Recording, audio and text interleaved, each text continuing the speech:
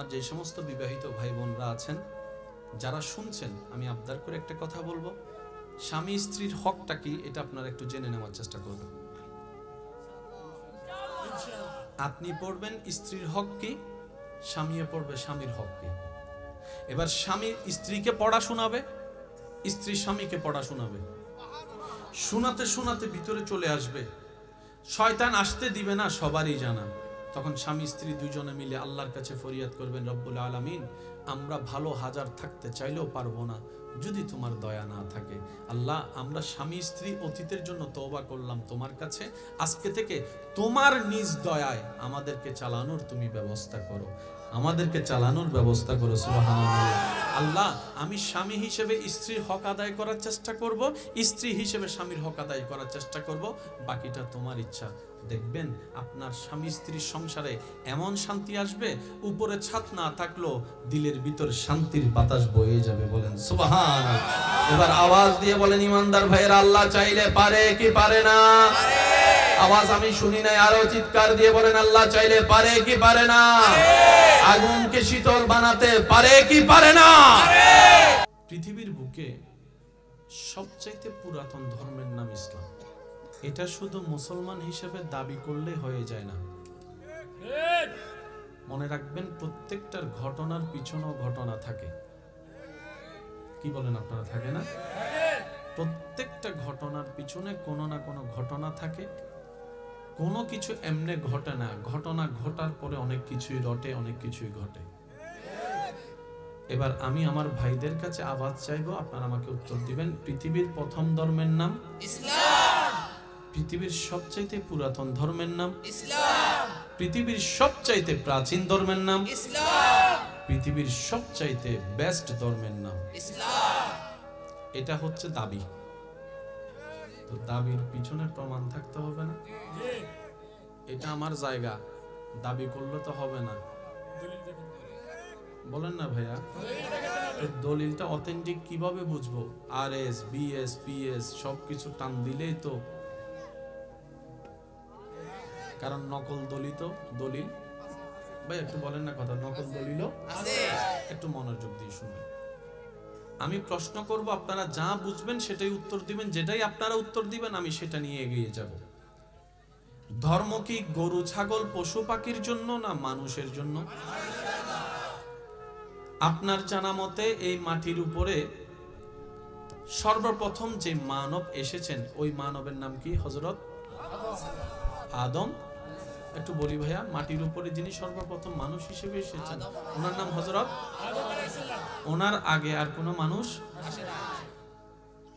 তাহলে পৃথিবীতে ধর্ম যদি মানুষের জন্যই হয়, মানুষ হিসেবে যেহেতু আদমই প্রথম, তাহলে সর্বপ্রাচীন ধর্ম ইসলাম। এই তো মাশাআল্লাহ, সর্বপুরাতন ধর্ম ইসলাম, সর্বপ্রথম ধর্ম ইসলাম, সর্ববেস্ট ধর্ম ইসলাম। দাবিগুলা দেখবেন, প্রমাণগুলা দেখবেন। মাইকের আওয়াজ আমার যত দূর যাচ্ছে, যে যেখান থেকে শুনতে পাচ্ছেন গভীর মনোযোগ। ধর্ম কাদের জন্য? মানুষের জন্য। বলেন না, কাদের জন্য? মানুষের জন্য। তা আপনি যে বলছেন আমার ধর্ম সবার চাইতে বেস্ট, এটা তো দাবিয়ে না। একটা বেস্ট হওয়া কি এত সোজা? কত কোয়ালিটি থাকতে হয় বেস্ট হওয়ার জন্য। বাজারে মোবাইলের কোনো অভাব নাই, সবার মনোযোগ আইফোনের দিকে। একটু জোরে বলি না ভাইয়া? কম বেশি সবার মনোযোগ শুধু দৌড়ায় আইফোনের দিকে। তো ফোন, ক্যামেরা তো ক্যামেরা, আইফোনের দিকে মনোযোগ কেন? বলে যে বাজারে যতগুলাই আছে সবগুলার মধ্যে কোনো না কোনো দিক দিয়ে এই আইফোন শব্দটা মানুষের অন্তরকে জায়গা করে নিয়েছে, অন্তরে নিজের শ্রেষ্ঠত্ব প্রমাণ দেওয়ার মাধ্যমে। তার মধ্যে সবচেয়ে বড় কোয়ালিটি কি? দুইটা জিনিসকে সামনে রাখা হয়, একটার নাম হচ্ছে ক্যামেরা আর একটা হচ্ছে সিকিউরিটি।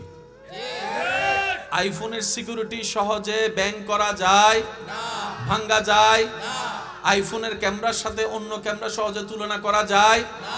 আইফোনের বডির সাথে অন্য ক্যামেরার, অন্য শরীরের, অন্য মোবাইলের বডি তুলনা করা যায় না। তো এই শ্রেষ্ঠত্ব অর্জন করার জন্য যোগ্যতার দরকার আছে।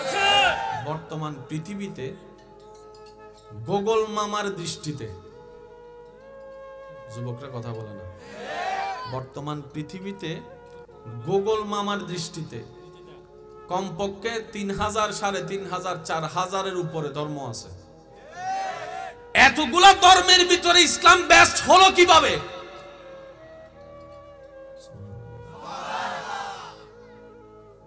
প্রত্যেকটা দিন শত শত অন্য ধর্মের মানুষ ইসলাম ধর্মের প্রেমে পড়ে কালিমা পড়ে মুসলমান হয়ে যাচ্ছে।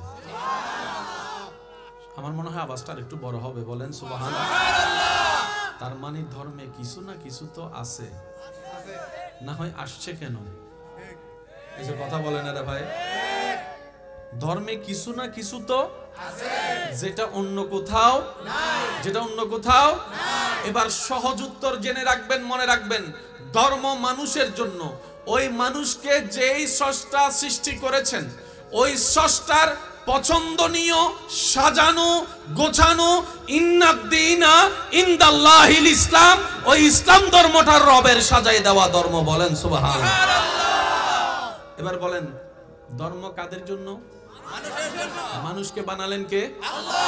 ওই আল্লাহ যে ধর্ম সাজাই দিছে সেই ধর্মের নাম ইসলাম। তার মানে ইসলামের ভিতরে মানবের সাথে সম্পর্ক আছে। যে মালিকে জিনিস বানায় উনি জানে ফোনটাকে কেমনে ঠিক করতে হয়, স্ক্রু কোনটা টাইট দিলে কোন জায়গায় কি হয়, সেটা যে কোম্পানি বানায় সেই কোম্পানি জানে। আমাদেরকে যিনি বানিয়েছেন তিনি জানে নাট বল্টু কোন জায়গায় টাইট দিলে পাকা রক সোজা হবে। তিনি ভালো করে জানেন মা বাবার সাথে সন্তান কিভাবে আচরণ করতে হবে, উনি ভালো করে জানে। পৃথিবীর ধর্মে আপনি একটা কথা মনে রাখবেন, মানব জাতির জন্য ধর্ম, মানব জাতির 24টা ঘন্টার প্রত্যেকটা প্রশ্নের উত্তর যেই ধর্মে পাওয়া যায় সেই ধর্মের নাম ইসলাম। আর একটু জোরে বলি, এবার বলেন, মানব জাতির সাথে বাথরুমের একটা সম্পর্ক আছে না? কথা বলেন না ভাইয়া, ওয়াশরুমের একটা সম্পর্ক আছে না? ইসলাম সেই ধর্ম, আমি প্রশ্ন করলে আপনার উত্তর দিবেন, বাথরুমে ঢুকতে হয় কোন পা দিয়ে? জোরে জোরে, আরেকটু জোরে। বের হতে হয়? তাহলে যে ধর্মে বাথরুমে ঢুকার নিয়ম পর্যন্ত শিখাই দেয়, শুনি না, যে ধর্মে আপনি বাথরুমে কিভাবে ঢুকবেন সেটাও বলে দেয়, বাথরুম থেকে কিভাবে বের হবেন সেটাও বলে দেয়, বাথরুমে কিভাবে বসবেন সেটাও বলে দেয়, কয় আঙ্গুল দিয়ে শৌচ কাজ করবেন সেটাও বলে দেয়, কিভাবে আপনার বাথরুম করা হবে এই তত্ত্ব পর্যন্ত বাদ দেওয়া হয় নাই। এই ধর্মের নাম ইসলাম। মানুষ কোন দোকানে বেশি যায়? যেই দোকানের মধ্যে জিনিস পাওয়া যায়। আপনার বাজার 11টা, এক দোকানে যদি 11টা মাল পাওয়া যায়, আপনি জীবন অন্য দোকানে যাবেন? যদি আপনার 2টা মাল এই দোকানে, 2টা মাল ওই দোকানে, 2টা মাল ওই দোকানে, আপনি নিজে বিরক্ত হয়ে যাবেন। সবাই চাই এক স্লিপে এক দোকানে কাজ, এটার নাম ইসলাম। আমি শুনি নাই। আচ্ছা, সারাদিন পরিশ্রম করে ক্লান্ত হয়ে রাত্রে কি করতে হয়? আমার যুবক ভাইদের যদি কষ্ট না হয় আওয়াজটা একটু বড় করে দিবেন, কি করতে হয়?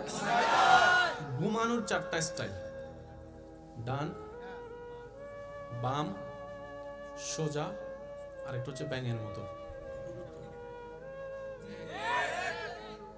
বুঝছেন তো? যে কোনো স্বাস্থ্য বিশেষজ্ঞ ডাক্তারকে জিজ্ঞেস করেন, ডাক্তার মহোদয় আপনাদের সাথে আমাদের দেহের সম্পর্ক, আমি সারাটা দিন পরিশ্রম করেছি, আমাকে একটু পরামর্শ দেন, আমি কোন স্টাইলে ঘুমাইলে আমার ঘুমটাও হবে, শরীরটাও ভালো থাকবে। ডাক্তার বলে, প্রথমত তুমি সবচাইতে বেস্ট হয় ডান কাত হয়ে ঘুমাও। তো ডান কাত হয়ে তো এতক্ষণ শোয়া যায় না, বাম কাতও তুমি হতে পারো, তারপর সোজাও হতে পারো। খবরদার ব্যাঙের মতো ঘুমায়ও না, ব্যাঙের মতো ঘুমায়ও না। ডাক্তার মহোদয় কেন? বলে যে মানুষ বেঁচে থাকে যে হার্টের কারণে।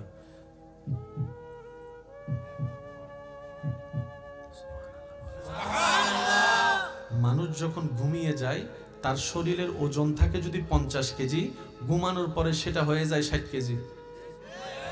একটু জোরে বলি না ভাইয়া?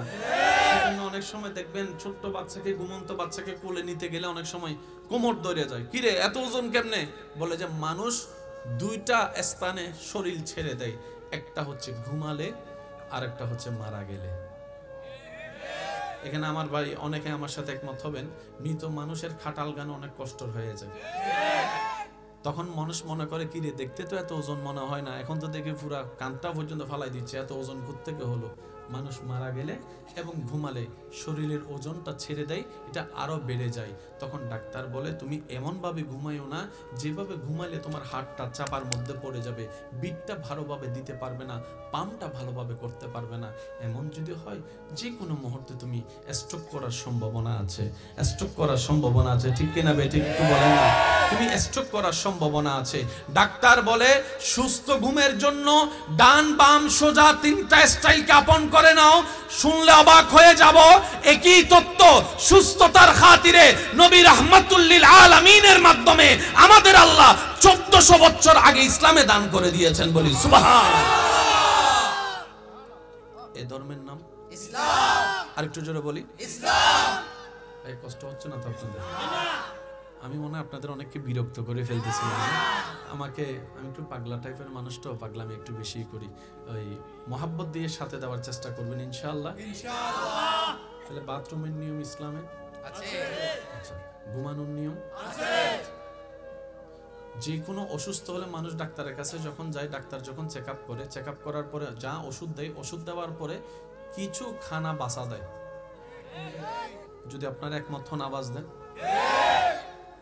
এটা খাওয়া যাবে না, এটা খাওয়া যাবে না, এটা খাওয়া যাবে না, এটা খাওয়া যাবে না, এটা খাওয়া যাবে না, এটা খাওয়া যাবে না, এমন লম্বা লিস্টি দেয়। তখন রোগী জিজ্ঞেস করে তো খাবো কি, পানি ছাড়া তো কিছুই নেই, ঠিক না? এবার ডাক্তারকে জিজ্ঞেস করলাম, ডাক্তার মহোদয় রোগ হয়েছে আমার, খাবার সাথে সম্পর্ক কি? ডাক্তার বলে রোগের সৃষ্টি হয়,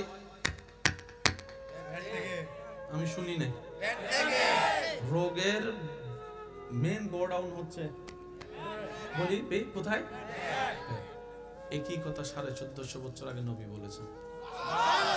আচ্ছা সব জামিলার মূল কি? জোরে বলেন। অনেক সময় ডাক্তাররা দেখবেন রোগীদেরকে রাতের খাওয়া বন্ধ করে দেয়, যদি একমত হন আওয়াজ দেন। তো রোগী জিজ্ঞেস করে রাতভর খিদা লাগলে কি করবো? খিদা লাগাটাই তোমার উপকার। আমি কি কিছু খাবো না? কই খাবেন, ভাত বন্ধ, রুটি খান, ফাললে 1.5 গান, ফাললে 1টা, আর পানি খাইয়া শুয়ালাম। যদি 11টা 12টা বাজে 1টা বাজে ভুক লাগে, কই কিটা? কই ভুকটাই উত্তম। সুবহানাল্লাহ কয় না? বর্তমান ডাক্তার মানুষকে সুস্থ থাকার জন্য যে পরামর্শ দিচ্ছেন সেটা হচ্ছে যে রাতে কম খাও, দুপুরে মোটামুটি, সকালেরটা একটু ভারীভাবে খানা খাও যদি সুস্থ থাকতে চাও। অবাক করা বিষয়, একই তত্ত্ব 1450 বছর আগে আল্লাহ নবীকে দিয়ে বিশ্ববাসীকে জানিয়ে দিয়েছেন। সকালের খাবার রাজার মতো খাও, দুপুরের খাবার রাজার সন্তানের মতো খাও, আর রাতের খাবারটা গরিবের মতো খাও, অভাবের মতো খাও। সুবহানাল্লাহ বলেন, অভাবের মতো খাও। তো দেখা যায় আপনার আমার জীবনে ঠিক উল্টা চিত্রই দেখা যায়। এখানে অনেক যুবক আমার ভাইয়েরা এমন আছেন ফজরের নাস্তাটা ঠিক মতো করেই না। আমি যুবকের আওয়াজ শুনতে চাচ্ছি। মা ঠেললো, বাবা ঠেললো, নাস্তা করে না এমন অনেক ভাই বোন আছে না নাই? কিন্তু রাতের বেলা এমন ভাবে খায়, আমি বলবো না, আপনাদের শিকার দিতে হবে। রাতে এমন ভাবে খায়, খাইয়া শেষ পর্যন্ত আর লড়তে পারে না। তাহলে সুস্থ থাকার যেই ফর্মুলা WHO সংস্থা ডাক্তাররা দিচ্ছে, একই তত্ত্ব 1450 বছর আগে ইসলাম জানান দিয়ে প্রমাণ করে দিয়েছে।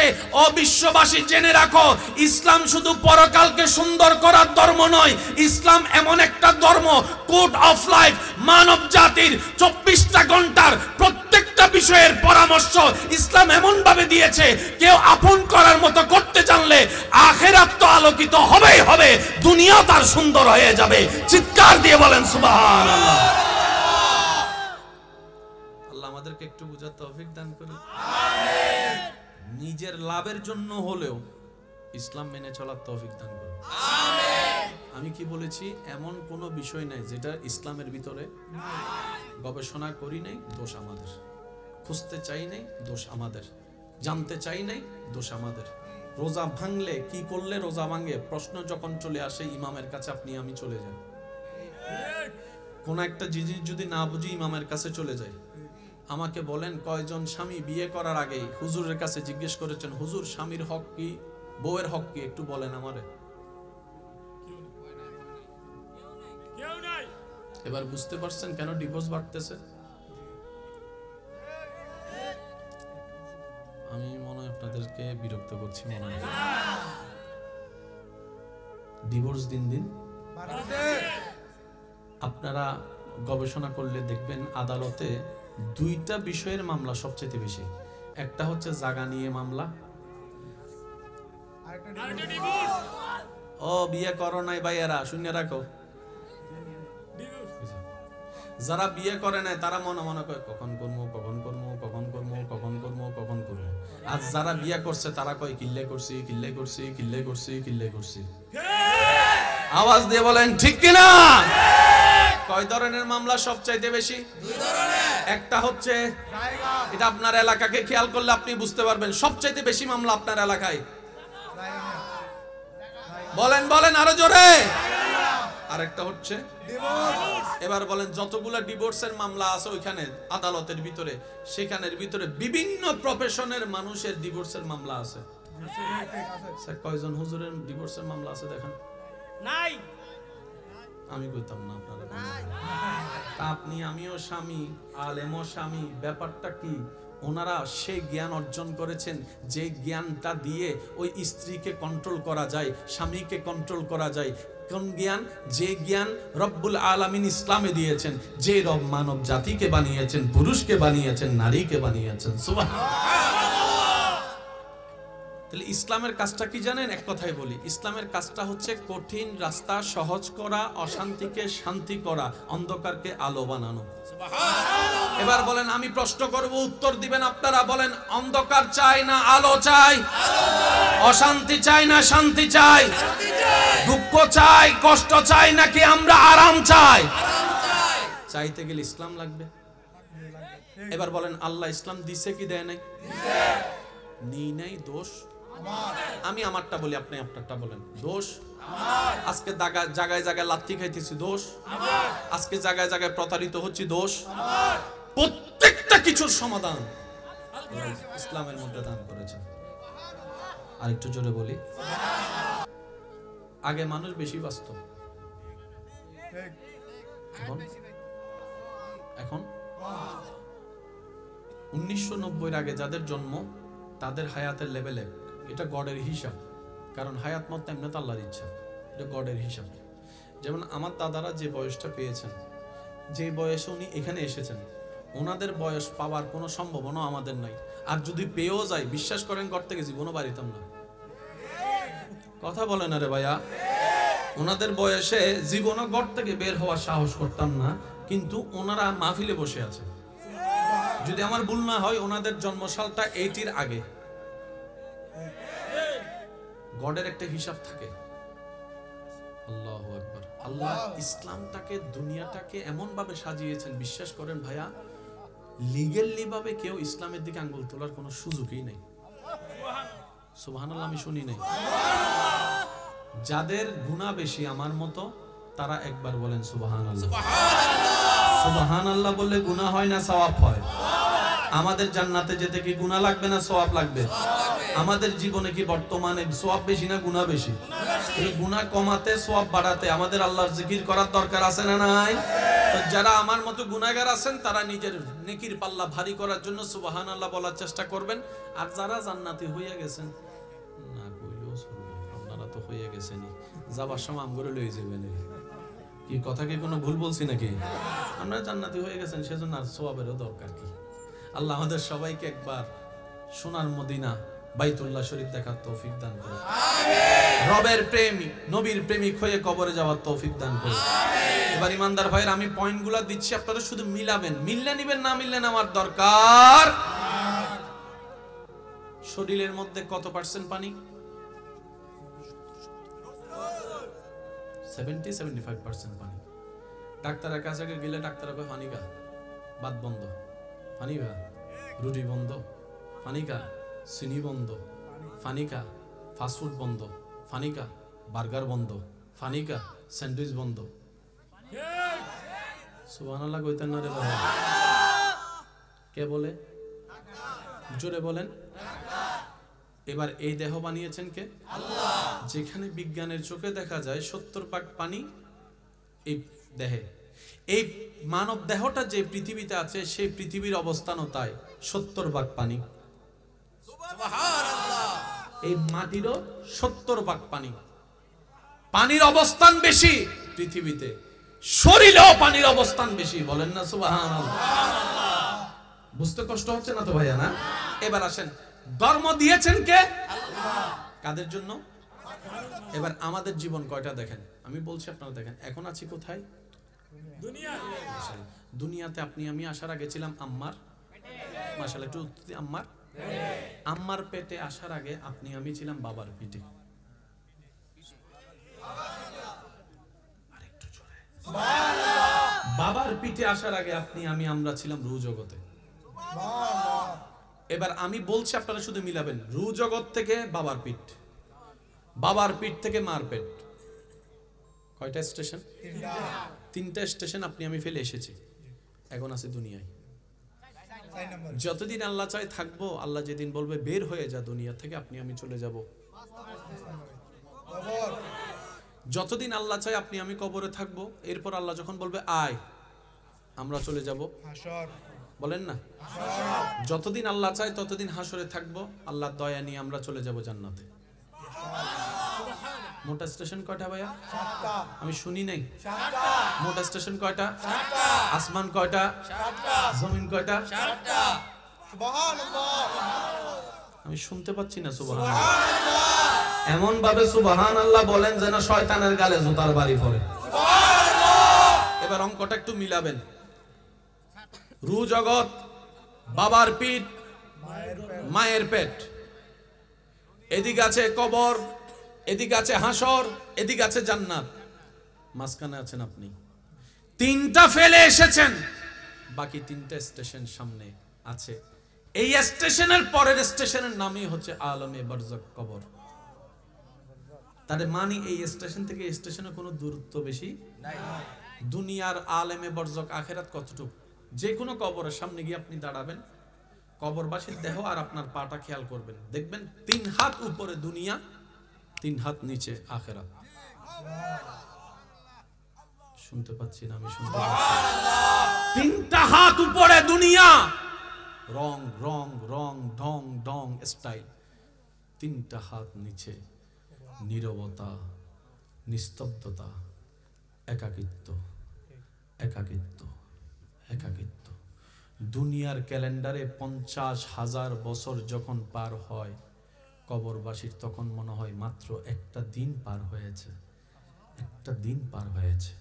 আপনার আমার যখন বছরের পর বছর চলে যায়, আপনি আমি যখন হ্যাপি নিউ ইয়ার করার জন্য ব্যস্ত থাকি, তখন কবরবাসী সেখান থেকে মাত্র হিসাব করে হয়তো 3-4টা সেকেন্ড পার হয়েছে।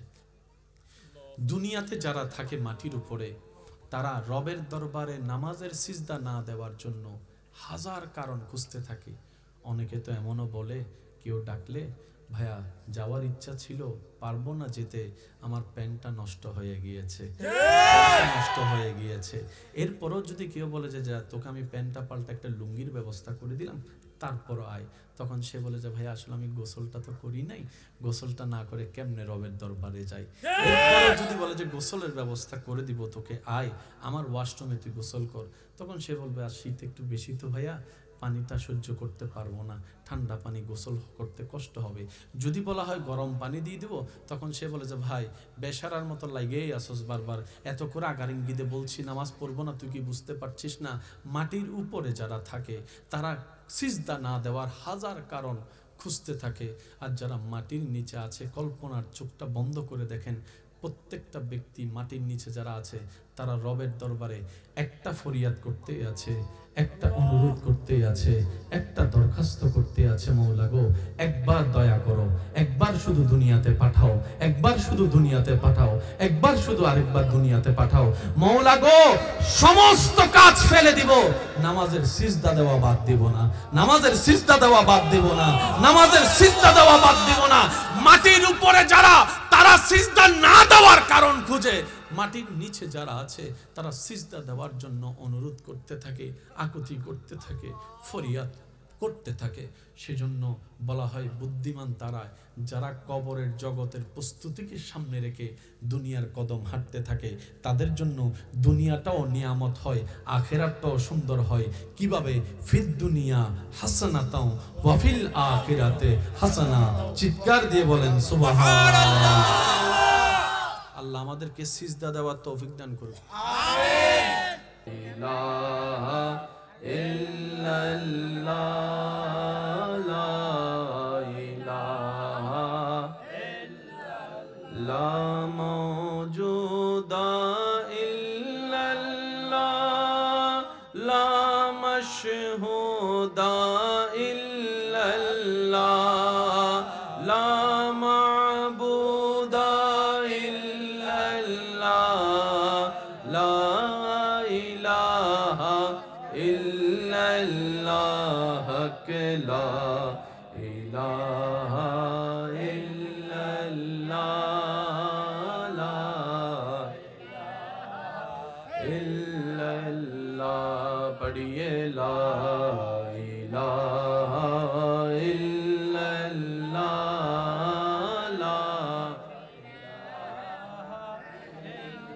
লা মাওজুদা ইল্লাল্লাহ, লা মাশহুদা ইল্লাল্লাহ, লা মা'বুদা ইল্লাল্লাহ, লা ইলাহা ইল্লাল্লাহ, লা ইলাহা ইল্লাল্লাহ, লা ইলাহা।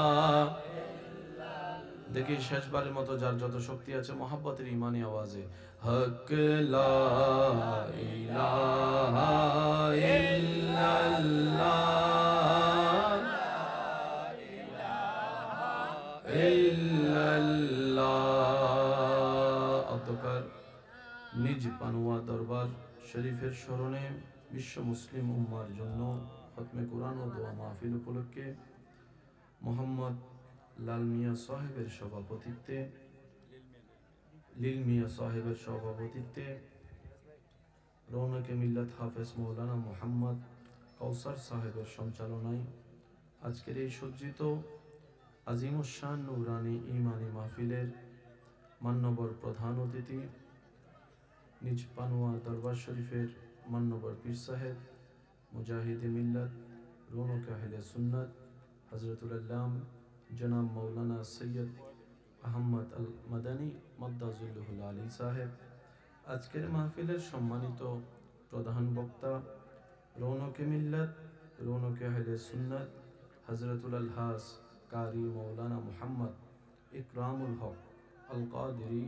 মাদ্দাজুল্লুহুল আলী সাহেব সহ আমন্ত্রিত ও দিগার উলামায়ে কেরাম, বিশেষ করে স্কুল, কলেজ, ভার্সিটি, মাদ্রাসার প্রাণপ্রিয় ছাত্র ভাইয়েরা, উপস্থিত এলাকার মান্যবর ব্যক্তিবর্গ, মুরব্বিয়ানে এজাম, হাজিরানে মজলিস, আল্লাহর প্রেমিক, নবীর প্রেমিক, ইমানদার ভাইয়েরা, আসসালামু আলাইকুম ওয়া রাহমাতুল্লাহি তাআলা ওয়া বারাকাতুহু।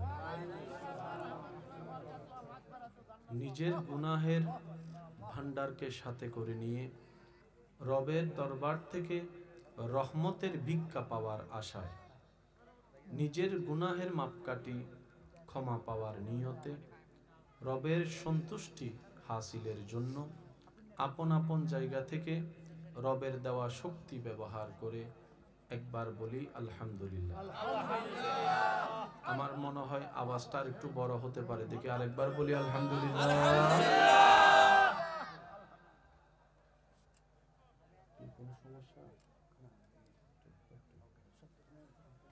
আল্লাহ পাকের কাছে ফরিয়াদ, আজকের মাহফিল যারা আয়োজন করেছেন, যারা যেখান থেকে যেভাবে সহযোগিতা করেছেন, ইতিমধ্যে আমরা যারা মাহফিলে এসেছি, যারা মাহফিলে আসব, যারা দূর থেকে মাহফিল শ্রবণ করছি, যারা মাহফিলে এসেছিলাম, আল্লাহ যেন দয়া করে আমাদের সবার জীবনের কবিরা সগীরা গুনাহকে মাফ করে দেন।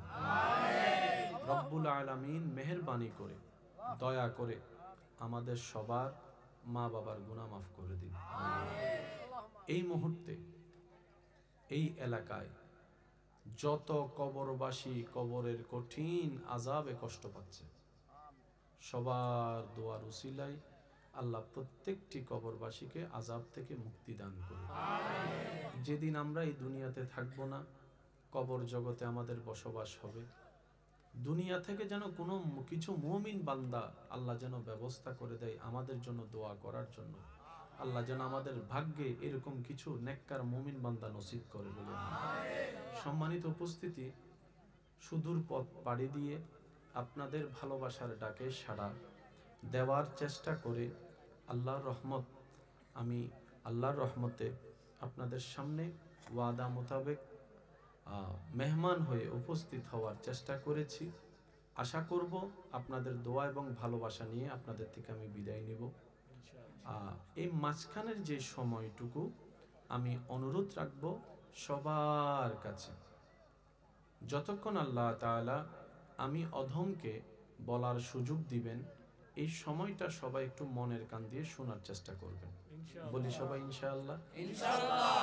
আমি অধমের কোনো শব্দ, বাক্য, কথা কাউকে গ্রহণ করার দরকার নেই। তবে আপনার ঈমানি ভাই হিসেবে আপনার কাছে একটা আবদার করে বলবো কথা, প্রত্যেকটা কথা মনের কান দিয়ে শোনার পর নিজের বিবেকের আদালত দিয়ে নিরপেক্ষ বিচারক হয়ে বিবেচনা করে দেখবেন।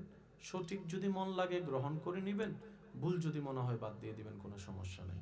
তৃতীয় নম্বর অনুরোধ, আমাকে একটু আওয়াজ দিয়ে সহযোগিতা করতে হবে। যারা যারা করতে রাজি আছি একবার বলি মারহাবা। মারহাবা। আরেকটু জোরে বলি মারহাবা। যত নীরবতার সাথে আমাকে সাপোর্ট দেওয়া যায় আপনারা চেষ্টা করবেন আশেপাশের বিষয়টা। পৃথিবীর বুকে সবচাইতে পুরাতন ধর্মের নাম ইসলাম।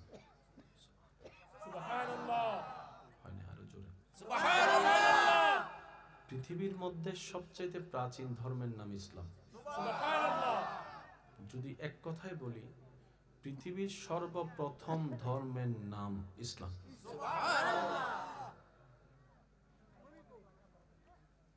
আমার কেমন জানি পরিবেশটা একটু আজকে অগোছালো অগোছালো মনে হচ্ছে, জানি না কেন।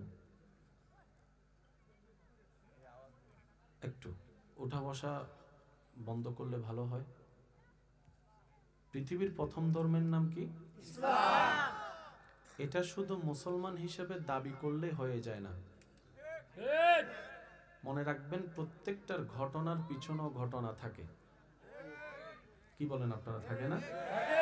প্রত্যেকটা ঘটনার পিছনে কোনো না কোনো ঘটনা থাকে। কোনো কিছু এমনি ঘটে না, ঘটনা ঘটার পরে অনেক কিছুই রটে, অনেক কিছুই ঘটে। এবার আমি আমার ভাইদের কাছে আওয়াজ চাইবো, আপনারা আমাকে উত্তর দিবেন। পৃথিবীর প্রথম ধর্মের নাম ইসলাম। পৃথিবীর সবচাইতে পুরাতন ধর্মের নাম ইসলাম। পৃথিবীর সবচাইতে প্রাচীন ধর্মের নাম ইসলাম। পৃথিবীর সবচাইতে বেস্ট ধর্মের নাম ইসলাম। এটা হচ্ছে দাবি। তো দাবির পিছনে প্রমাণ থাকতে হবে না? এটা আমার জায়গা, দাবি করলে তো হবে না। বলেন না ভাইয়া? দলিলটা অথেন্টিক কিভাবে বুঝবো? আরএস, বিএস, পিএস সবকিছু টান দিলেই তো, কারণ নকল দলিত দলিল। ভাই একটু বলেন না কথা, নকল দলিল আছে। একটু মনোযোগ দিয়ে শুনবেন। আমি প্রশ্ন করব, আপনারা যা বুঝবেন সেটাই উত্তর দিবেন। যেটাই আপনারা উত্তর দিবেন আমি সেটা নিয়ে এগিয়ে যাব। ধর্ম কি গরু ছাগল পশু পাখির জন্য না মানুষের জন্য? আপনার জানা মতে এই মাটির উপরে সর্বপ্রথম যে মানব এসেছেন, ওই মানবের নাম কি? হযরত আদম। একটু বলি ভাইয়া, মাটির উপরে যিনি সর্বপ্রথম মানুষ হিসেবে এসেছেন ওনার নাম হযরত আদম আলাইহিস সালাম। ওনার আগে আর কোনো মানুষ আসে না। তাহলে পৃথিবীতে ধর্ম যদি মানুষের জন্যই হয়, মানুষ হিসেবে যেহেতু আদমই প্রথম, তাহলে ওনার ধর্মের আগে আর কোনো, যেহেতু আদমের আগে কোনো মানুষ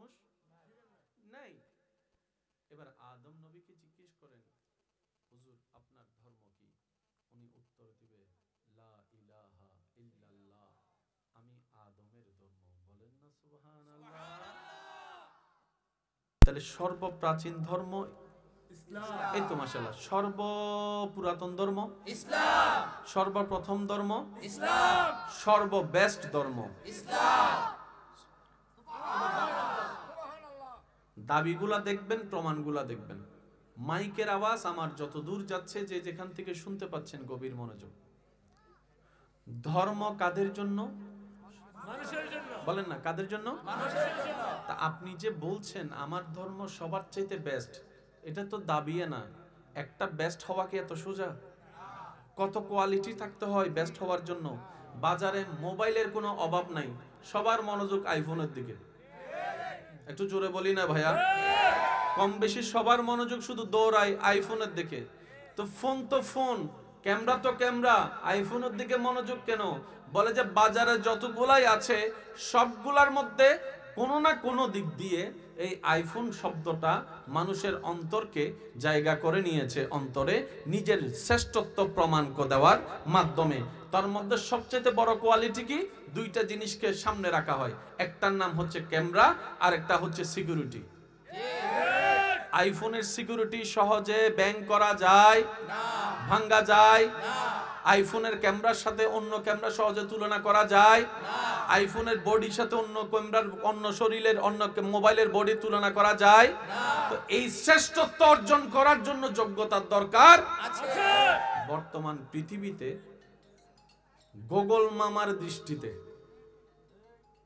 যুবকরা কথা বলে না, বর্তমান পৃথিবীতে গুগল মামার দৃষ্টিতে কমপক্ষে 3000, 3500, 4000-এর উপরে ধর্ম আছে।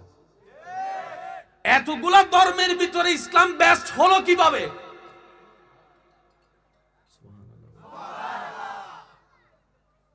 প্রত্যেকটা দিন শত শত অন্য ধর্মের মানুষ ইসলাম ধর্মের প্রেমে পড়ে, কালিমা পড়ে মুসলমান হয়ে যাচ্ছে।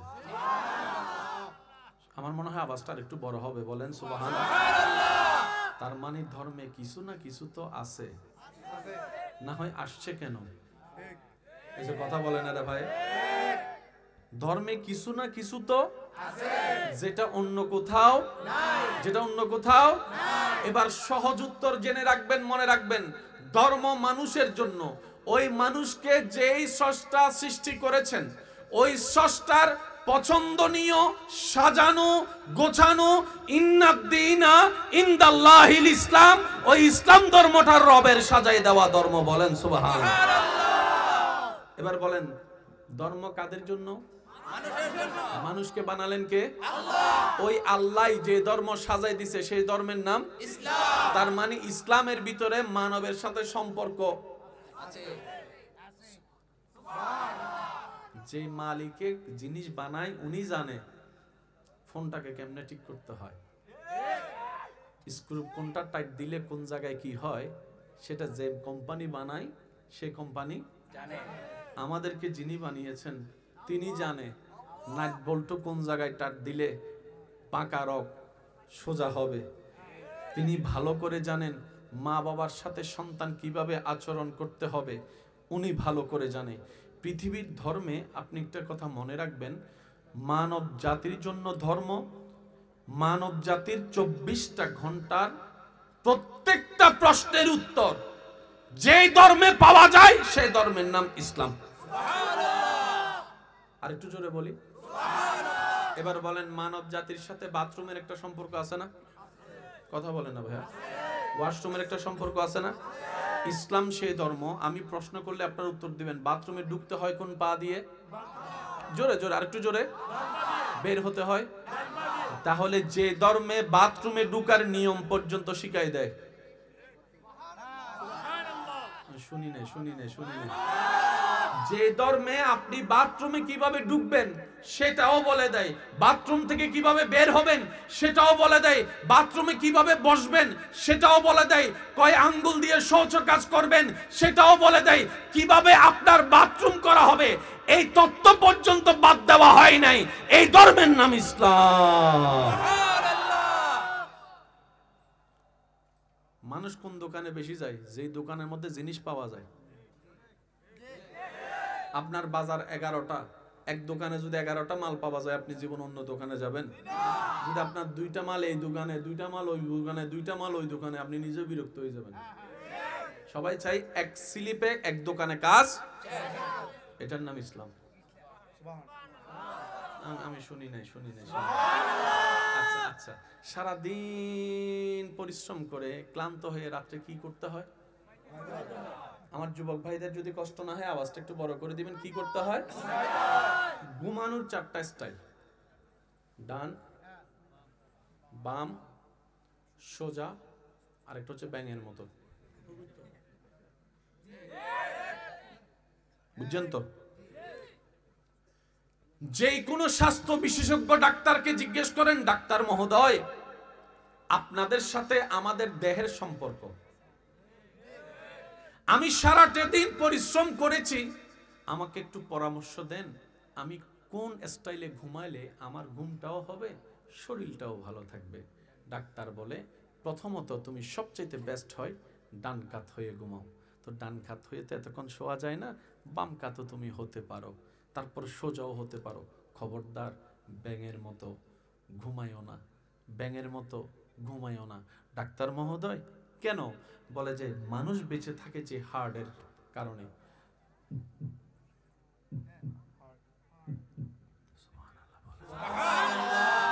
মানুষ যখন ঘুমিয়ে যায় তার শরীরের ওজন থাকে যদি 50 কেজি, ঘুমানোর পরে সেটা হয়ে যায় 60 কেজি। একটু জোরে বলি না ভাইয়া? অনেক সময় দেখবেন ছোট্ট বাচ্চাকে, ঘুমন্ত বাচ্চাকে কোলে নিতে গেলে অনেক সময় কোমর ধরে যায়। কিরে এত ওজন কেমনে? বলে যে মানুষ 2টা স্থানে শরীর ছেড়ে দেয়, একটা হচ্ছে ঘুমালে আর একটা হচ্ছে মারা গেলে। এখানে আমার ভাই অনেকে আমার সাথে একমত হবেন, মৃত মানুষের খাটাল গান অনেক কষ্ট হয়ে যায়। তখন মানুষ মনে করে, কিরে দেখতে তো এত ওজন মনে হয় না, এখন তো দেখি পুরা কানটা পর্যন্ত ফালাই দিচ্ছে, এত ওজন কোত্থেকে হলো? মানুষ মারা গেলে এবং ঘুমালে শরীরের ওজনটা ছেড়ে দেয়, এটা আরো বেড়ে যায়। তখন ডাক্তার বলে তুমি এমনভাবে ঘুমাইও না যেভাবে ঘুমাইলে তোমার হাড়টা চাপার মধ্যে পড়ে যাবে, বিটটা ভালোভাবে দিতে পারবে না, পাম্পটা ভালোভাবে করতে পারবে না। এমন যদি হয় যে কোনো মুহূর্তে তুমি স্ট্রোক করার সম্ভাবনা আছে, স্ট্রোক করার সম্ভাবনা আছে। ঠিক কিনা বে ঠিক? একটু বলেন না। তুমি স্ট্রোক করার সম্ভাবনা আছে। ডাক্তার বলে সুস্থ ঘুমের জন্য ডান বাম সোজা 3টা স্টাইলকে আপন করে নাও। শুনলে অবাক হয়ে যাব, একই তত্ত্ব সুস্থতার খাতিরে নবী রাহমাতুল লিল আলামিনের মাধ্যমে আমাদের আল্লাহ 1400 বছর আগে ইসলামে দান করে দিয়েছেন। বলি সুবহানাল্লাহ।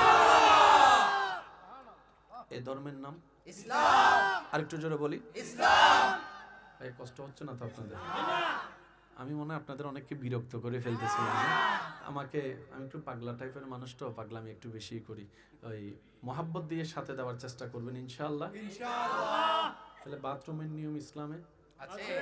আচ্ছা, ঘুমানোর নিয়ম আছে। যে কোনো অসুস্থ হলে মানুষ ডাক্তারের কাছে যখন যায়, ডাক্তার যখন চেক আপ করে, চেক আপ করার পরে যা ওষুধ দেয়, ওষুধ দেওয়ার পরে কিছু খানা বাসা দেয়। যদি আপনার একমত হন আওয়াজ দেন।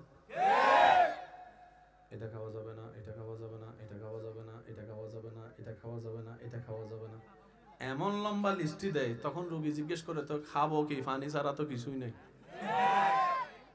ঠিক না? এবার ডাক্তারকে জিজ্ঞেস করলাম, ডাক্তার মহোদয় রোগ হয়েছে আমার, খাবার সাথে সম্পর্ক কি? ডাক্তার বলে রোগের সৃষ্টি হয়, আমি শুনি নাই, রোগের মেন গোডাউন হচ্ছে, বলি কোথায়? একই কথা 1450 বছর আগে নবী বলেছেন। আচ্ছা, প্রায় রোগী এখানে যারা আছেন তারা বলেন,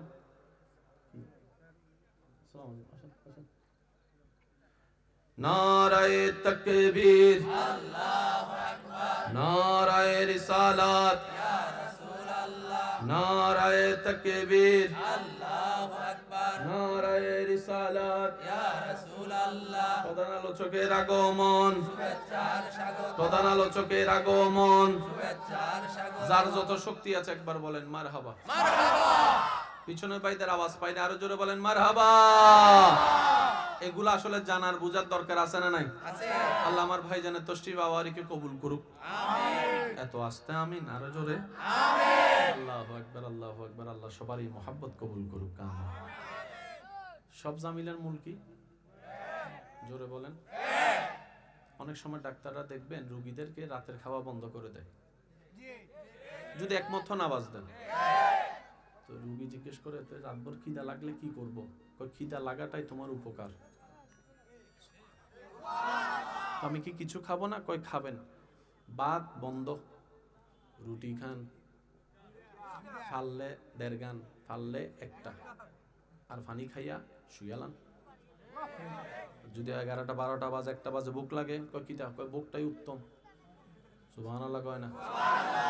বর্তমান ডাক্তার মানুষকে সুস্থ থাকার জন্য যে পরামর্শ দিচ্ছেন সেটা হচ্ছে যে রাতে কম খাও, দুপুরে মোটামুটি, সকালেরটা একটু ভারীভাবে খানা খাও যদি সুস্থ থাকতে চাও। অবাক করা বিষয়, একই তথ্য 1450 বছর আগে আল্লাহ নবীকে দিয়ে বিশ্ববাসীকে জানিয়ে দিয়েছেন। সকালের খাবার রাজার মতো খাও, দুপুরের খাবার রাজার সন্তানের মতো খাও, আর রাতের খাবারটা গরিবের মতো খাও, অভাবের মতো খাও। সুবহানাল্লাহ বলেন। অভাবের মতো খাও। তো দেখা যায় আপনার আমার জীবনে ঠিক উল্টা চিত্রই দেখা যায়। এখানে অনেক যুবক আমার ভাইয়েরা এমন আছেন ফজরের নাস্তাটা ঠিক মতো করেই না। আমি যুবকের আওয়াজ শুনতে চাচ্ছি। মা ঠেললো, বাবা ঠেললো, নাস্তা করে না এমন অনেক ভাই বোন আছে না নাই? কিন্তু রাতের বেলা এমন ভাবে খায়, আমি বলবো না, আপনাদের স্বীকার দিতে হবে। রাতে এমন ভাবে খায়, খাইয়া শেষ পর্যন্ত আর লড়তে পারে না। তাহলে সুস্থ থাকার যে ফর্মুলা WHO সংস্থা ডাক্তাররা দিচ্ছে, একই তত্ত্ব 1450 বছর আগে ইসলাম জানান দিয়ে প্রমাণ করে দিয়েছে। ও বিশ্ববাসী জেনে রাখো, ইসলাম শুধু পরকালকে সুন্দর করার ধর্ম নয়, ইসলাম এমন একটা ধর্ম, কোড অফ লাইফ, মানব জাতির 24টা ঘন্টার প্রত্যেকটা বিষয়ের পরামর্শ ইসলাম এমন ভাবে দিয়েছে, কেউ আপন করার মতো করতে জানলে আখিরাত তো আলোকিত হবেই হবে, দুনিয়াও তার সুন্দর হয়ে যাবে। চিৎকার দিয়ে বলেন সুবহানাল্লাহ। আল্লাহ আমাদেরকে একটু বুঝার তৌফিক দান করুন। আমিন। নিজের লাভের জন্য হলেও ইসলাম মেনে চলার তৌফিক দান করুন। আমিন। আমি কি বলেছি? এমন কোনো বিষয় নাই যেটা ইসলামের ভিতরে নাই। গবেষণা করি নাই, দোষ আমাদের। খুঁজতে চাই নাই, দোষ আমাদের। জানতে চাই নাই, দোষ আমাদের। রোজা ভাঙলে কি করলে রোজা ভাঙে প্রশ্ন যখন চলে আসে ইমামের কাছে আপনি আমি চলে যাই। কোন একটা জিনিস যদি না বুঝি ইমামের কাছে চলে যাই। আমাকে বলেন, কয়জন স্বামী বিয়ে করার আগেই হুজুরের কাছে জিজ্ঞেস করেছেন, হুজুর স্বামীর হক কি, বউয়ের হক কি, একটু বলেন আমারে। এবার বুঝতে পারছেন কেন ডিভোর্স বাড়তেছে? আমি মনে হয় আপনাদেরকে বিরক্ত করছি, মনে হয় ডিভোর্স দিন দিন বাড়ছে। আপনারা গবেষণা করলে দেখবেন আদালতে 2টা বিষয়ের মামলা সবচেয়ে বেশি। একটা হচ্ছে জায়গা নিয়ে মামলা, ও বিয়ে করো নাই ভাইয়েরা শুনে রাখো। যারা বিয়ে করে নাই তারা মনে মনে কয় কখন করবো কখন করবো কখন করবো কখন করবো কখন করবো। আর যারা বিয়ে করছে তারা কয় কিল্লে করছি কিল্লে করছি কিল্লে করছি কিল্লে করছি। আওয়াজ দিয়ে বলেন ঠিক কিনা? কয় ধরনের মামলা সবচাইতে বেশি? 2 ধরনের। একটা হচ্ছে জায়গা, এটা আপনার এলাকাকে খেয়াল করলে আপনি বুঝতে পারবেন সবচাইতে বেশি মামলা আপনার এলাকায়। বলেন বলেন আরো জোরে। আরেকটা হচ্ছে ডিভোর্স। এবার বলেন যতগুলা ডিভোর্সের মামলা আছে ওইখানে আদালতের ভিতরে, সেখানের ভিতরে বিভিন্ন প্রফেশনের মানুষের ডিভোর্সের মামলা আছে। স্যার কয়জন হুজুরের ডিভোর্সের মামলা আছে দেখেন? নাই। আমি কইতাম না, আপনারা আপনি আমিও স্বামী, আলেমও স্বামী। ব্যাপারটা কি? ওনারা সেই জ্ঞান অর্জন করেছেন যে জ্ঞানটা দিয়ে ওই স্ত্রীকে কন্ট্রোল করা যায়, স্বামীকে কন্ট্রোল করা যায়। কোন জ্ঞান? যে জ্ঞান রব্বুল আলামিন ইসলামে দিয়েছেন। যে রব মানব জাতিকে বানিয়েছেন, পুরুষকে বানিয়েছেন, নারীকে বানিয়েছেন। সুবহানাল্লাহ। তাহলে ইসলামের কাজটা কি জানেন? এক কথায় বলি, ইসলামের কাজটা হচ্ছে কঠিন রাস্তা সহজ করা, অশান্তিকে শান্তি করা, অন্ধকারকে আলো বানানো। এবার বলেন, আমি প্রশ্ন করব, উত্তর দিবেন আপনারা। বলেন, অন্ধকার চাই না আলো চাই? অশান্তি চাই না শান্তি চাই? দুঃখ চাই কষ্ট চাই নাকি আমরা আরাম চাই? চাইতে গেলে ইসলাম লাগবে। এবার বলেন, আল্লাহ ইসলাম দিছে কি দেয় নাই? নেই নাই, দোষ আমি আমারটা বলি, আপনি আপনারটা বলেন। দোষ আজকে জায়গায় জায়গায় লাথি খাইতেছি, দোষ আজকে জায়গায় জায়গায় প্রতারিত হচ্ছে, দোষ প্রত্যেকটা কিছুর সমাধান ইসলামের মধ্যে দান করেছেন। আর একটু জোরে বলি। আশা করি আমার আওয়াজ, আমার যে সমস্ত বিবাহিত ভাই বোনরা আছেন যারা শুনছেন, আমি আবদার করে একটা কথা বলবো, স্বামী স্ত্রীর হকটা কি এটা আপনারা একটু জেনে নেওয়ার চেষ্টা করবেন। আপনি পড়বেন স্ত্রীর হক কি, স্বামীও পড়বে স্বামীর হক কি। এবার স্বামী স্ত্রীকে পড়া শোনাবে, স্ত্রী স্বামীকে পড়া শোনাবে। শোনাতে শোনাতে ভিতরে চলে আসবে, শয়তান আসতে দিবে না, সবারই জানা। তখন স্বামী স্ত্রী দুইজনে মিলে আল্লাহর কাছে ফরিয়াদ করবেন, রব্বুল আলামিন, আমরা ভালো হাজার থাকতে চাইলেও পারবো না যদি তোমার দয়া না থাকে। আল্লাহ, আমরা স্বামী স্ত্রী অতীতের জন্য তওবা করলাম তোমার কাছে, আজকে থেকে তোমার নিজ দয়ায় আমাদেরকে চালানোর তুমি ব্যবস্থা করো, আমাদেরকে চালানোর ব্যবস্থা করো। সুবহানাল্লাহ। আল্লাহ, আমি স্বামী হিসেবে স্ত্রীর হক আদায় করার চেষ্টা করব, স্ত্রী হিসেবে স্বামীর হক আদায় করার চেষ্টা করব, বাকিটা তোমার ইচ্ছা। দেখবেন আপনার স্বামী স্ত্রীর সংসারে এমন শান্তি আসবে, উপরে ছাদ না থাকলো দিলের ভিতর শান্তির বাতাস বয়ে যাবে। বলেন সুবহানাল্লাহ। এবার আওয়াজ দিয়ে বলেন, ইমানদার ভাইয়েরা, আল্লাহ চাইলে পারে কি পারে না? আওয়াজ আমি শুনি নাই, আরো চিৎকার দিয়ে বলেন, আল্লাহ চাইলে পারে কি পারে না? আগুনকে শীতল বানাতে পারে কি পারে না? আল্লাহ পাক আমার তাকবীর, আল্লাহু আকবার, আল্লাহু আকবার, আল কোরআনের আলো ঘরে ঘরে জালো, ইসলামের শত্রুরা হুঁশিয়ার সাবধান। আওয়াজ একবার বলি মারহাবা। এবার বলেন, ভুল কাদের? আমি আমারটা বলছি তো আপনি আপনারটা বলেন না। ভুল কাদের? আমাদের। আর একটু জোরে বলি, আমাদের। আগে মানুষ বেশি বাঁচত, এখন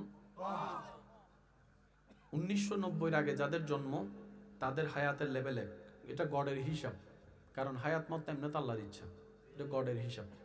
যেমন আমার দাদারা যে বয়সটা পেয়েছেন, যে বয়সে উনি এখানে এসেছেন, ওনাদের বয়স পাওয়ার কোনো সম্ভাবনা আমাদের নাই। আর যদি পেয়েও যায়, বিশ্বাস করেন ঘর থেকে জীবনও বাড়িতাম না। কথা বলেন আরে ভাইয়া, ওনাদের বয়সে জীবনও ঘর থেকে বের হওয়ার সাহস করতাম না, কিন্তু ওনারা মাহফিলে বসে আছেন। যদি আমার ভুল না হয় ওনাদের জন্মসালটা 80 আগে। গডের একটা হিসাব থাকে। আল্লাহু আকবার। আল্লাহ ইসলামটাকে, দুনিয়াটাকে এমন ভাবে সাজিয়েছেন, বিশ্বাস করেন ভাইয়া, লিগ্যালি ভাবে কেউ ইসলামের দিকে আঙ্গুল তোলার কোনো সুযোগই নেই। সুবহানাল্লাহ, আমি শুনি নাই। যাদের গুনাহ বেশি আমার মতো, তারা একবার বলেন সুবহানাল্লাহ। সুবহানাল্লাহ বললে গুনাহ হয় না সওয়াব হয়? আমাদের জান্নাতে যেতে কি গুনাহ লাগবে না সওয়াব লাগবে? আমাদের জীবনে কি বর্তমানে সওয়াব বেশি না গুনাহ বেশি? এই গুনাহ কমাতে সওয়াব বাড়াতে আমাদের আল্লাহর জিকির করার দরকার আছে না নাই? তো যারা আমার মতো গুনাহগার আছেন তারা নিজের নেকির পাল্লা ভারী করার জন্য সুবহানাল্লাহ বলার চেষ্টা করবেন। আর যারা জান্নাতি হয়ে গেছেন, না কইলেও চলবো, আপনারা তো হয়ে গেছেনই, যাবার সময় আমগরে লয়ে যাবেন। কি কথা কি কোনো ভুল বলছি নাকি? আপনারা জান্নাতি হয়ে গেছেন, সেজন্য আর সওয়াবেরও দরকার কি? আল্লাহ আমাদের সবাইকে একবার সোনার মদিনা বাইতুল্লাহ শরীফ দেখার তৌফিক দান করুন। আমিন। রবের প্রেমিক, নবীর প্রেমিক হয়ে কবরে যাওয়ার তৌফিক দান করুন। আমিন। এবার ইমানদার ভাইরা, আমি পয়েন্টগুলো দিচ্ছি, আপনারা শুধু মিলাবেন, মিললে নিবেন, না মিললে আমার দরকার। শরীরের মধ্যে কত পার্সেন্ট পানি? 70-75% পানি। ডাক্তারের কাছে গেলে ডাক্তার কয় পানি খা, ভাত বন্ধ, পানি খা, রুটি বন্ধ, পানি খা, চিনি বন্ধ, পানি খা, ফাস্টফুড বন্ধ, পানি খা, বার্গার বন্ধ, পানি খা, স্যান্ডউইচ বন্ধ। সুবহানাল্লাহ কইতেন না রে বাবা? কে বলে? জোরে বলেন। এবার এই দেহ বানিয়েছেন কে? আল্লাহ। যেখানে বিজ্ঞানের চোখে দেখা যায় 70 ভাগ পানি এই দেহে, এই মানব দেহটা যে পৃথিবীতে আছে সেই পৃথিবীর অবস্থানও তাই, 70 ভাগ পানি। এই মাটিরও 70 ভাগ পানি। পানির অবস্থান বেশি পৃথিবীতে, শরীরেও পানির অবস্থান বেশি। বলেন না সুবহানাল্লাহ। বুঝতে কষ্ট হচ্ছে না তো ভাইয়া? না? এবার আসেন, ধর্ম দিয়েছেন কে? আল্লাহ। কাদের জন্য? এবার আমাদের জীবন কয়টা দেখেন, আমি বলছি আপনারা দেখেন। এখন আছি কোথায়? দুনিয়াতে। আপনি আমি আসার আগে ছিলাম আম্মার, মাশাআল্লাহ একটু আম্মার পেটে আসার আগে আপনি আমি ছিলাম বাবার পিঠে।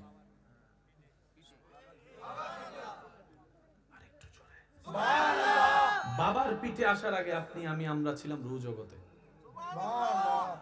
এবার আমি বলছি আপনারা শুধু মিলাবেন, রু জগৎ থেকে বাবার পিঠ, বাবার পিঠ থেকে মার পেট।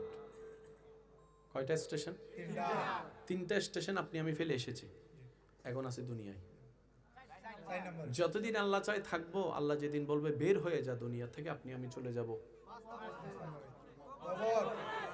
যতদিন আল্লাহ চায় আপনি আমি কবরে থাকবো, এরপর আল্লাহ যখন বলবে আয়, আমরা চলে যাব। বলেন না? যতদিন আল্লাহ চায় ততদিন হাসরে থাকবো, আল্লাহর দয়া নিয়ে আমরা চলে যাব জান্নাতে। মোটা স্টেশন কয়টা ভাইয়া? আমি শুনি নাই। মোটা স্টেশন কয়টা? আসমান কয়টা?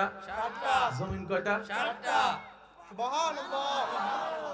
আমি শুনতে পাচ্ছি না সুবহানাল্লাহ। এমন ভাবে সুবহানাল্লাহ বলেন যেন শয়তানের গালে জুতার বাড়ি পড়ে। এবার অঙ্কটা একটু মিলাবেন। রু জগৎ, বাবার পিঠ, মায়ের পেট, এদিকে আছে কবর, এদিকে আছে হাসর, এদিকে আছে জান্নাত, মাঝখানে আছেন আপনি। তিনটা ফেলে এসেছেন, বাকি তিনটা স্টেশন সামনে আছে। এই স্টেশনের পরের স্টেশনের নামই হচ্ছে আলমে বারজাখ, কবর। তাদের মানে এই স্টেশন থেকে এই স্টেশনে কোনো দূরত্ব বেশি নাই। দুনিয়ার আলেমে বারজাখ আখিরাত কতটুকু? যে কোনো কবরের সামনে গিয়ে আপনি দাঁড়াবেন, কবরবাসীর দেহ আর আপনার পাটা খেয়াল করবেন, দেখবেন 3 হাত উপরে দুনিয়া, 3 হাত নিচে আখিরাত। শুনতে পাচ্ছি না? আমি শুনতে পাচ্ছি। 3টা হাত উপরে দুনিয়া, রং রং রং ঢং ঢং স্টাইল। 3টা হাত নিচে নীরবতা, নিস্তব্ধতা, একাকিত্ব, একাকিত্ব, একাকিত্ব। দুনিয়ার ক্যালেন্ডারে 50,000 বছর যখন পার হয়, কবরবাসীর তখন মনে হয় মাত্র একটা দিন পার হয়েছে, একটা দিন পার হয়েছে। আপনার আমার যখন বছরের পর বছর চলে যায়, আপনি আমি যখন হ্যাপি নিউ ইয়ার করার জন্য ব্যস্ত থাকি, তখন কবরবাসী সেখান থেকে মাত্র হিসাব করে হয়তো 3-4টা সেকেন্ড পার হয়েছে। দুনিয়াতে যারা থাকে মাটির উপরে, তারা রবের দরবারে নামাজের সিজদা না দেওয়ার জন্য হাজার কারণ খুঁজতে থাকে। অনেকে তো এমনও বলে, কেউ ডাকলে, ভাইয়া যাওয়ার ইচ্ছা ছিল, পারবো না যেতে, আমার প্যান্টটা নষ্ট হয়ে গিয়েছে, নষ্ট হয়ে গিয়েছে। এরপরও যদি কেউ বলে যে যা, তোকে আমি প্যান্টটা পাল্টা একটা লুঙ্গির ব্যবস্থা করে দিলাম, তারপর আয়, তখন সে বলে যে ভাই আসলে আমি গোসলটা তো করি নাই, গোসলটা না করে কেমনে রবের দরবারে যাই। এরপরও যদি বলে যে গোসলের ব্যবস্থা করে দিব তোকে, আয় আমার ওয়াশরুমে তুই গোসল কর, তখন সে বলবে আর শীত একটু বেশি তো ভাইয়া, পানিটা সহ্য করতে পারবো না, ঠান্ডা পানি গোসল করতে কষ্ট হবে। যদি বলা হয় গরম পানি দিয়ে দিব, তখন সে বলে যে ভাই বেশারার মতো লাগেই আসস বারবার, এত করে আগার ইঙ্গিতে বলছি নামাজ পড়বো না, তুই কি বুঝতে পারছিস না?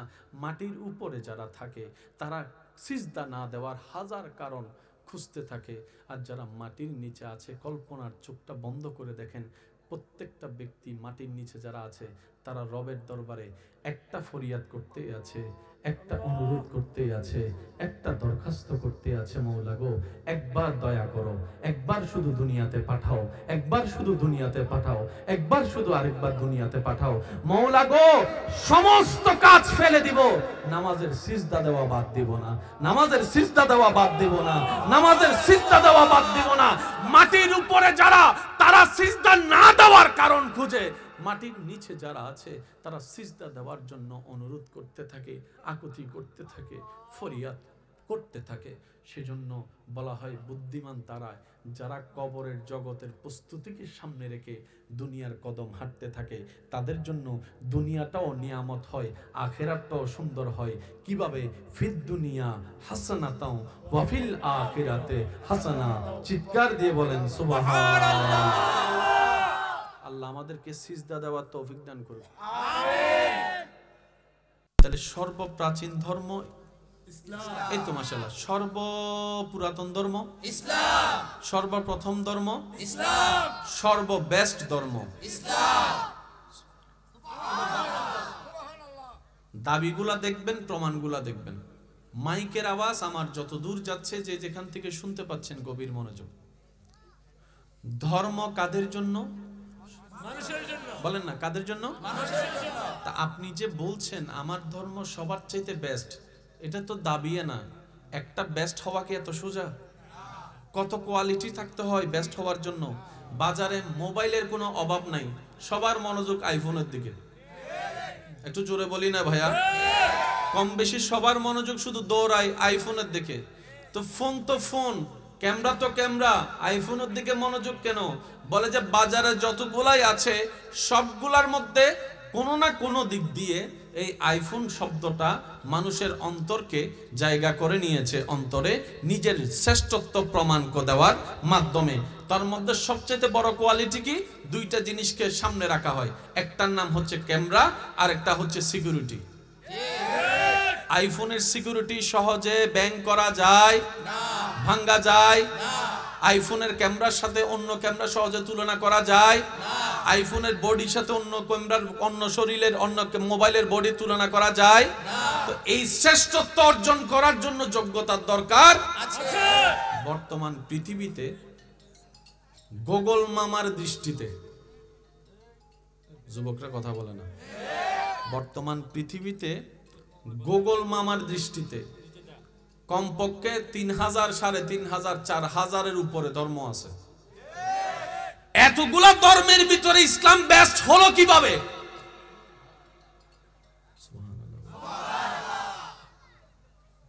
প্রত্যেকটা দিন শত শত অন্য ধর্মের মানুষ ইসলাম ধর্মের প্রেমে পড়ে, কালিমা পড়ে মুসলমান হয়ে যাচ্ছে।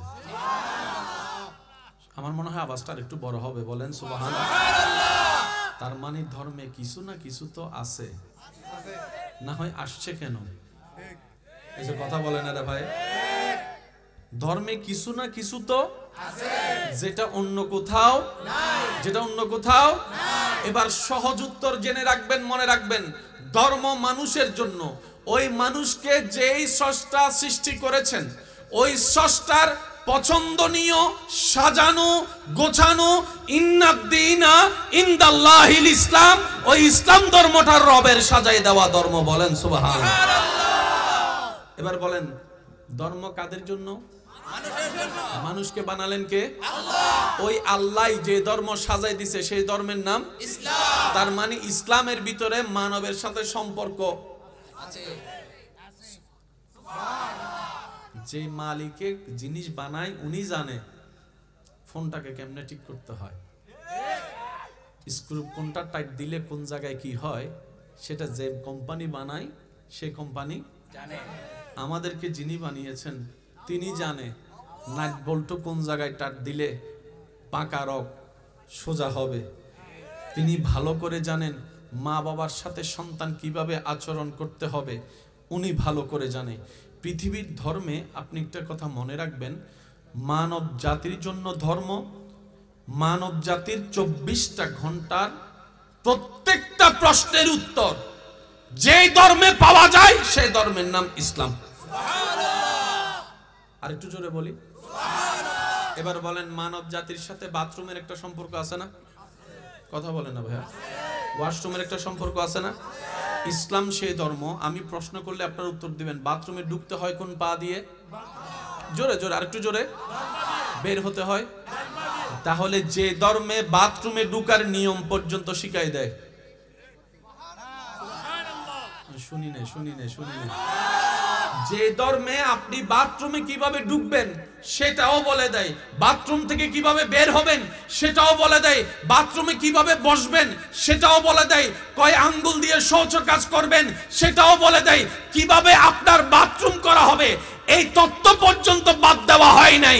এই ধর্মের নাম ইসলাম।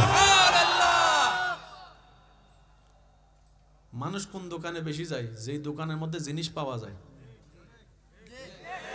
আপনার বাজার 11টা, এক দোকানে যদি 11টা মাল পাওয়া যায়, আপনি জীবন অন্য দোকানে যাবেন? যদি আপনার 2টা মাল এই দোকানে, 2টা মাল ওই দোকানে, 2টা মাল ওই দোকানে, আপনি নিজে বিরক্ত হয়ে যাবেন। সবাই চাই এক স্লিপে এক দোকানে কাজ, এটার নাম ইসলাম। আমি শুনি নাই। আচ্ছা আচ্ছা, সারাদিন পরিশ্রম করে ক্লান্ত হয়ে রাত্রে কি করতে হয়? আমার যুবক ভাইদের যদি কষ্ট না হয় আওয়াজটা একটু বড় করে দিবেন, কি করতে হয়? ঘুমানোর 4টা স্টাইল: ডান, বাম, সোজা, আর একটা হচ্ছে ব্যাঙের মতো। বুঝছেন তো? যে কোনো স্বাস্থ্য বিশেষজ্ঞ ডাক্তারকে জিজ্ঞেস করেন, ডাক্তার মহোদয় আপনাদের সাথে আমাদের দেহের সম্পর্ক, আমি সারাটা দিন পরিশ্রম করেছি, আমাকে একটু পরামর্শ দেন, আমি কোন স্টাইলে ঘুমাইলে আমার ঘুমটাও হবে, শরীরটাও ভালো থাকবে। ডাক্তার বলে, প্রথমত তুমি সবচেয়ে বেস্ট হয় ডান কাত হয়ে ঘুমাও। তো ডান কাত হয়ে তো এতক্ষণ শোয়া যায় না, বাম কাতও তুমি হতে পারো, তারপর সোজাও হতে পারো। খবরদার ব্যাঙের মতো ঘুমাইও না, ব্যাঙের মতো ঘুমাইও না। ডাক্তার মহোদয় কেন? বলে যে মানুষ বেঁচে থাকে যে হার্টের কারণে।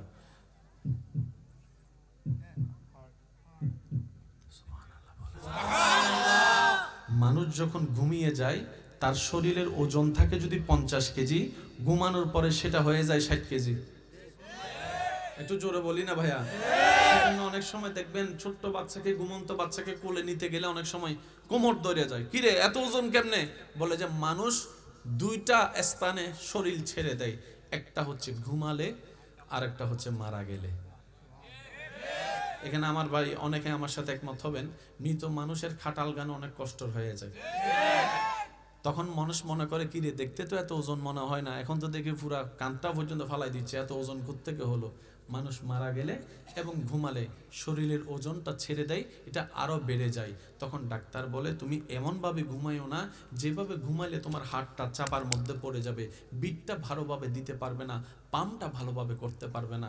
এমন যদি হয় যে কোনো মুহূর্তে তুমি স্ট্রোক করার সম্ভাবনা আছে, স্ট্রোক করার সম্ভাবনা আছে। ঠিক কিনা বেঠিক একটু বলেন না?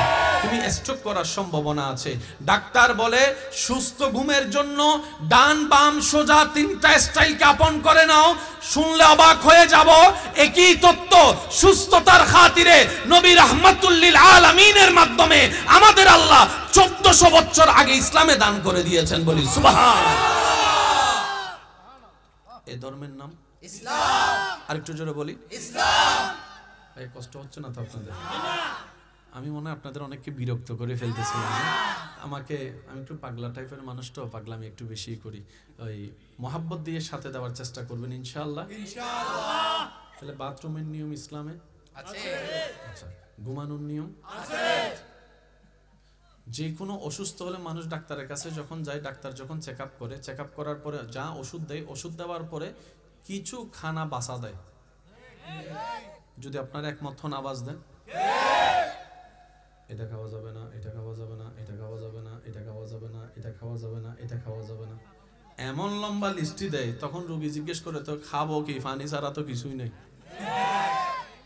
ঠিক না?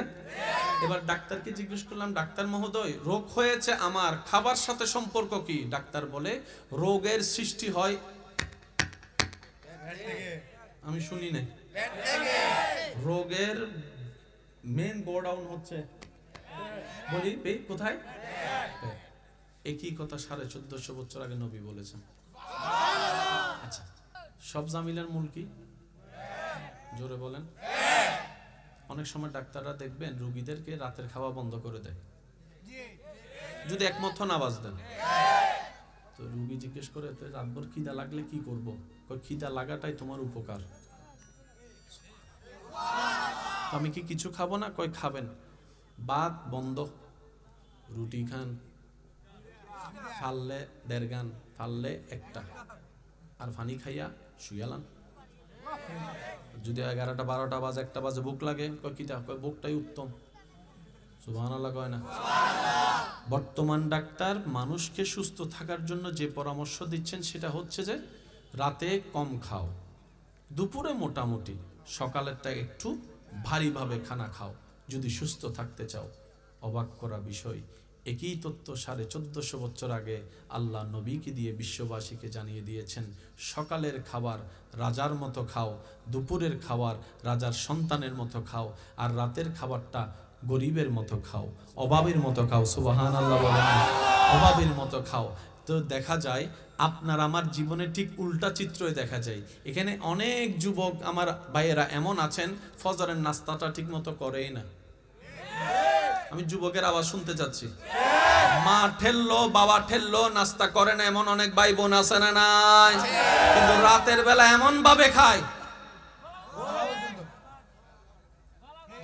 আমি বলবো না, আপনাদের শিকার দিতে হবে। রাতে এমন ভাবে খায়, খাইয়া শেষ পর্যন্ত আর লড়তে পারে না। তাহলে সুস্থ থাকার যেই ফর্মুলা WHO সংস্থা ডাক্তাররা দিচ্ছে, একই তত্ত্ব 1450 বছর আগে ইসলাম জানান দিয়ে প্রমাণ করে দিয়েছে।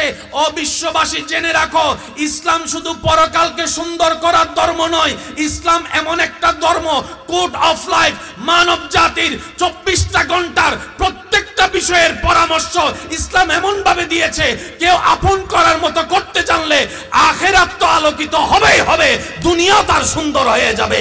চিৎকার দিয়ে বলেন সুবহানাল্লাহ। আল্লাহ আমাদেরকে একটু বুঝার তৌফিক দান করুন। আমিন। নিজের লাভের জন্য হলেও ইসলাম মেনে চলার তৌফিক দান করুন। আমিন। আমি কি বলেছি? এমন কোনো বিষয় নাই যেটা ইসলামের ভিতরে নাই। গবেষণা করি নাই, দোষ আমাদের। খুঁজতে চাই নাই, দোষ আমাদের। জানতে চাই নাই, দোষ আমাদের। রোজা ভাঙলে কি করলে রোজা ভাঙে প্রশ্ন যখন চলে আসে ইমামের কাছে, আপনি আমি চলে যাই। কোন একটা জিনিস যদি না বুঝি ইমামের কাছে চলে যাই। আমাকে বলেন, কয়জন স্বামী বিয়ে করার আগেই হুজুরের কাছে জিজ্ঞেস করেছেন, হুজুর স্বামীর হক কি, বউয়ের হক কি, একটু বলেন আমারে। এবার বুঝতে পারছেন কেন ডিভোর্স বাড়তেছে? আমি মনে হয় আপনাদেরকে বিরক্ত করছি, মনে হয় ডিভোর্স দিন দিন বাড়ছে। আপনারা গবেষণা করলে দেখবেন আদালতে 2টা বিষয়ের মামলা সবচেয়ে বেশি। একটা হচ্ছে জায়গা নিয়ে মামলা,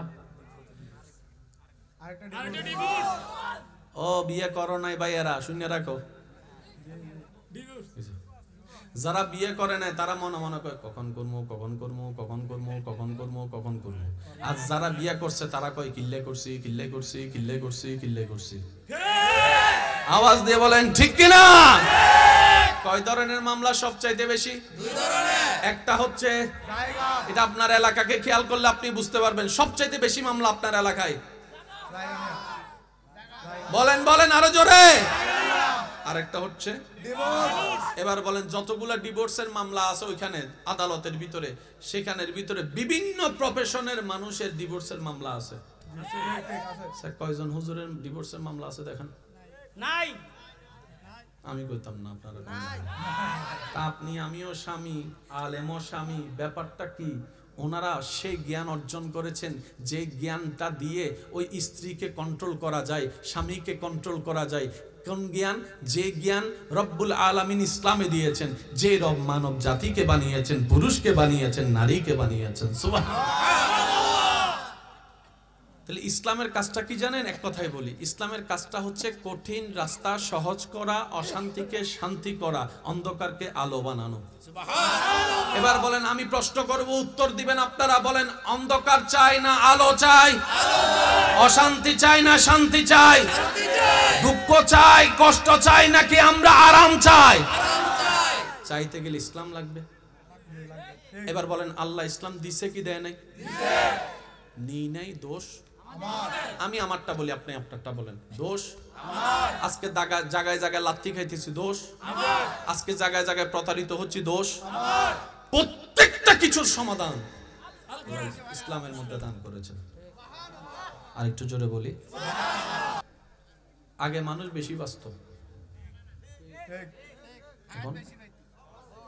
এখন 1990 আগে যাদের জন্ম তাদের হায়াতের লেভেলে, এটা গডের হিসাব, কারণ হায়াত মত এমনি তো আল্লাহর ইচ্ছা, এটা গডের হিসাব। যেমন আমার দাদারা যে বয়সটা পেয়েছেন, যে বয়সে উনি এখানে এসেছেন, ওনাদের বয়স পাওয়ার কোনো সম্ভাবনা আমাদের নাই।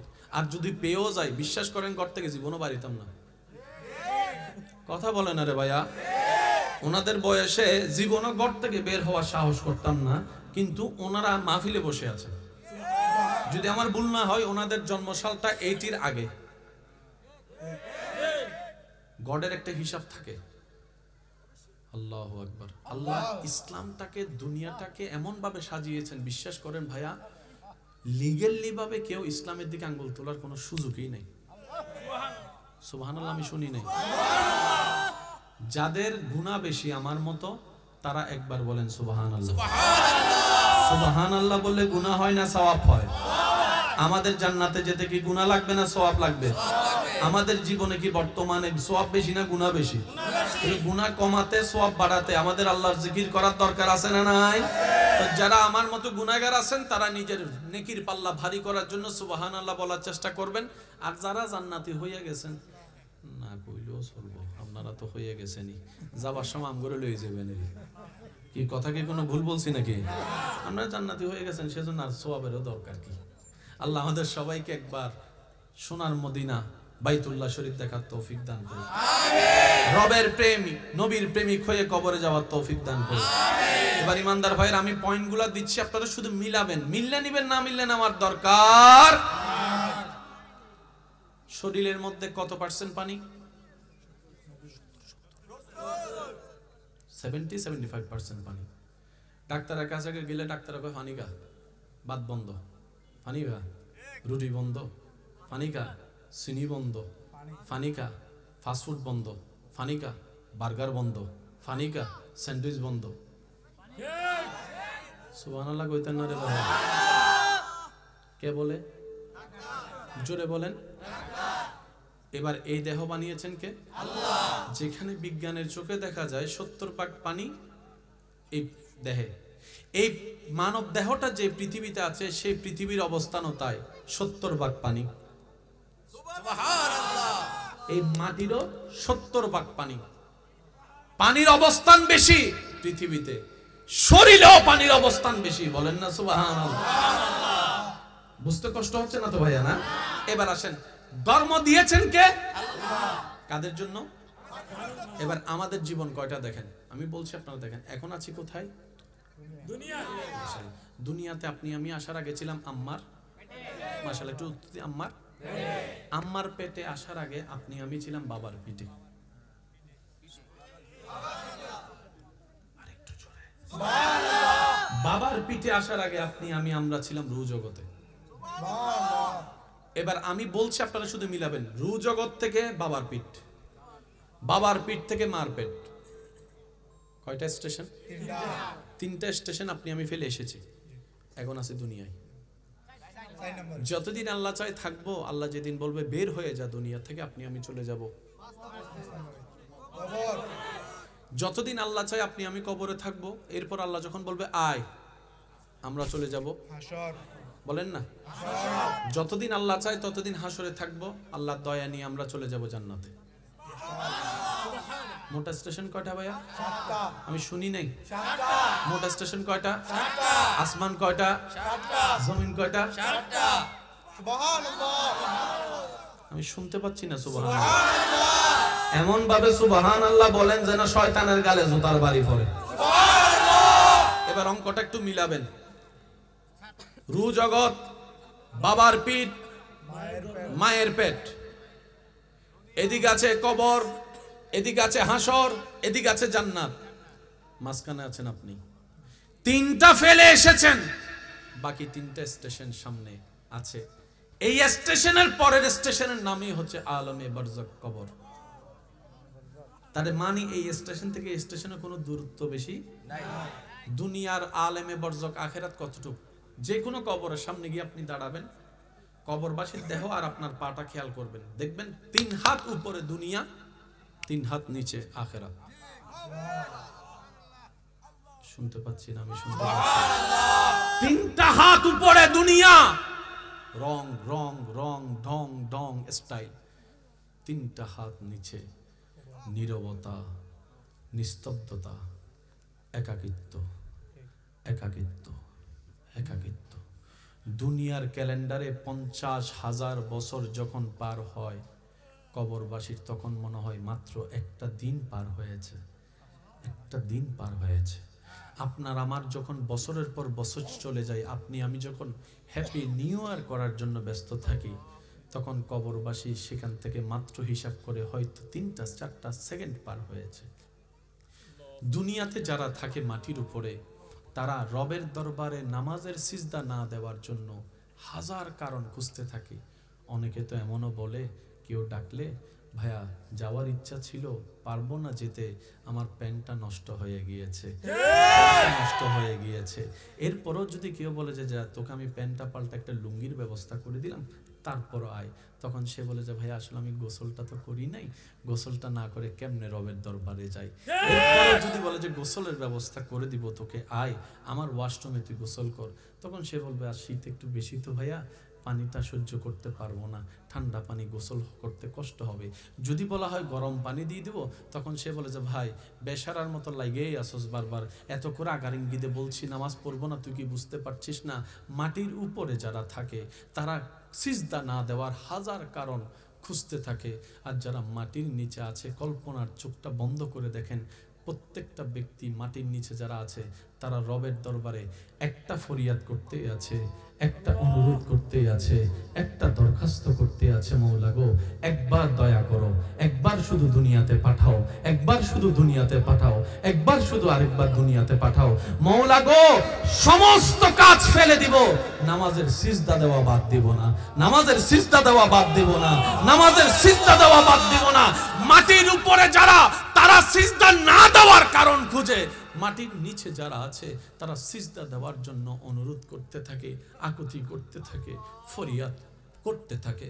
সেজন্য বলা হয় বুদ্ধিমান তারা যারা কবরের জগতের প্রস্তুতিকে সামনে রেখে দুনিয়ার কদম হাঁটতে থাকে, তাদের জন্য দুনিয়াটাও নিয়ামত হয়, আখিরাতটাও সুন্দর হয়। কিভাবে? ফিদ দুনিয়া হাসানাতাও ওয়া ফিল আখিরাতে হাসানা। চিৎকার দিয়ে বলেন সুবহানাল্লাহ। আল্লাহ আমাদেরকে সিজদা দেওয়ার তৌফিক দান করুন। আমিন।